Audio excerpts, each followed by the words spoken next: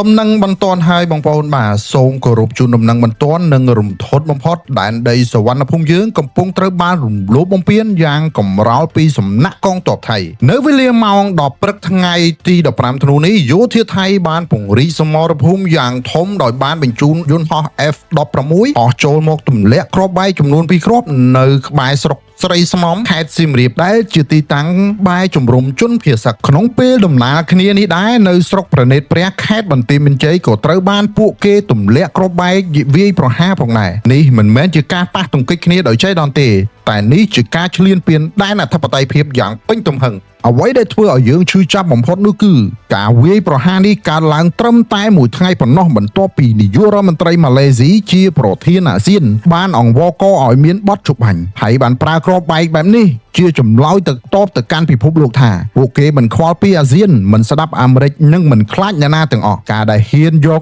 F-16 មកទម្លាក់លើទឹកដីសៀមរាបនិងបន្ទាយមានជ័យនៅថ្ងៃនេះគឺជាការប្រមាថយ៉ាងធ្ងន់ធ្ងរទៅលើកិត្តិយសរបស់ប្រធានអាស៊ាននិងជាការមើលងាយមហាអំណាចអាមេរិកដែលបានប្រមានការពីលើកមុនមកក្នុងនាមជាប្រជាពលរដ្ឋខ្មែរយើងសូមស្គាល់ទោសនិងសួរទៅកាន់ពិភពលោកថាតើសមាគមអាស៊ានបង្កើតឡើងដើម្បីអ្វីបើសមាជិកក្នុងអាស៊ានបែរជាយកយន្តហោះមកទម្លាក់ប្របែកដាក់គ្នាបែបនេះតើអាស៊ាននៅមានតម្លៃអីទៀតទី2តើអង្គការសហប្រជាជាតិ UN នៅឯណាការទម្លាក់គ្រាប់បែកជំរុំជនភៀសសឹកនៅស្រុកស្រីស្នំ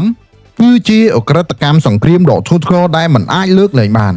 ឬមួយជីវិតប្រជាពលរដ្ឋខ្មែរគ្មានតម្លៃក្នុងក្រសែភ្នែកអន្តរជាតិបងប្អូនជាជនរួមជាតិព្រឹត្តិការណ៍នៅម៉ោង10ព្រឹកនេះបានបញ្ជាក់ឲ្យថានេះមិនមែនជាសង្គ្រាមព្រំដែនធម្មតាទេការវាយប្រហារចូលស្រុកស្រីស្នំសៀមរាបមានន័យថាថៃមានចេតនាឈ្លានពានបំផ្លាញជាតិសាសន៍យើងទាំងស្រុងនៅពេលដែលអាស៊ាននិង UN ហាក់ដូចជាដេកលក់ឲ្យមានតែការពឹងពាក់ទៅលើកងទ័ពនិងការសាមគ្គីរបស់ជាតិយើងតែប៉ុណ្ណោះសូមបងប្អូន share វីដេអូនេះឲ្យកាន់ពិភពលោកបានឃើញទង្វើដ៏ព្រៃផ្សៃកម្ពុជាត្រូវតែរឹងមាំកម្ពុជាត្រូវតែសាមគ្គីគ្នានៅក្នុងព្រឹត្តិការណ៍មួយដែលយើងមិននឹកស្មានថាថៃបានប្រើយន្តហោះ F-16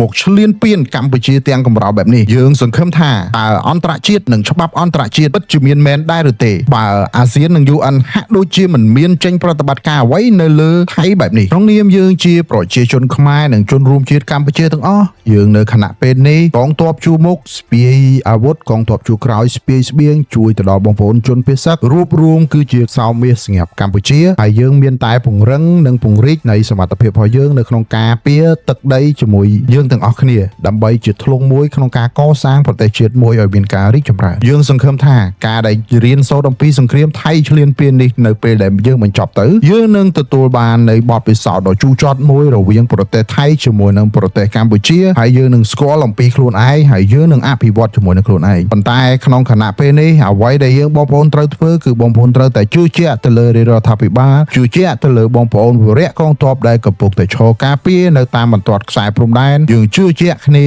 យើងជួយសាមគ្គីគ្នាក្នុងគ្រាដ៏លំបាកមួយនេះយើងសង្ឃឹមថាសង្គ្រាមនឹងបានបញ្ចប់បងប្អូនដែលមានកម្មភាពនៅក្នុងនេះគឺជាបងប្អូនគឺជាឈាមខ្មែរគឺជាបងប្អូនគឺជាជនជាតិខ្មែរមិនថាបងប្អូនក្រៅប្រទេសនិងក្នុងប្រទេសគឺជាបងប្អូនខ្មែរទាំងអស់គ្នាក្នុងដំណាក់កាលមួយដែលពិភពលោកកំពុងតែងាកទៅរកការមិនគោរពច្បាប់អន្តរជាតិការដែលកើនឡើងនៃកម្ដៅសង្គ្រាមសូម្បីតែសហរដ្ឋអាមេរិកនិងប្រធានរបស់អាស៊ានក៏មិនអាចធ្វើអីថៃនិងមិនអាចបញ្ឈប់ថៃផងដែរតែនេះគឺជាការបញ្ចប់នៃពិភពលោកនិងការកកើតនៃសង្គ្រាមដែលប្រទេសតូចត្រូវតែរងគ្រោះជាមួយនឹងប្រទេសធំដែរទេបើកាលណាប្រទេសថៃឈ្លានពានខ្មែរបានហើយនោះប្រទេសតូចៗនៅលើពិភពលោកនឹងរងគ្រោះដូចកម្ពុជានេះផងដែរនៅខណៈពេលនេះយើងមានតែជូនពរទៅដល់បងប្អូនជនភៀសសឹកសូមឲ្យមានសុខសុវត្ថិភាពនិងបងប្អូនវរៈកងទ័ពសូមបន្តស្មារតីប្រឹងជាមួយនឹងគ្នាទាំងអស់គ្នាឈរនៅលើធ្លុងតែមួយជាជនជាតិខ្មែរជាប្រជាជនកម្ពុជាទាំងអស់គ្នាគឺយើងជឿជាក់ទៅលើរដ្ឋាភិបាលដែលដឹកនាំទៅដោយសម្ដេចទាំងពីរ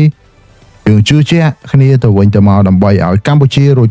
ផុតពីគ្រោះដ៏សាហាវរបស់ប្រជាជនថៃនេះផងដែរសូមអរគុណបងប្អូនដែលបានទស្សនានៅក្នុងនេះហើយខ្ញុំចេញព័ត៌មានពេលនេះសូមអរគុណបងប្អូនដែលបានទស្សនានៅក្នុងវីដេអូនេះសូមចែករំលែកទៅឲ្យកាន់ពិភពលោកได้ឃើញពីភាពឈឺចាប់របស់ប្រជាជនកម្ពុជាពីការឈ្លានពានអំពីចៅសៀមនេះផងដែរ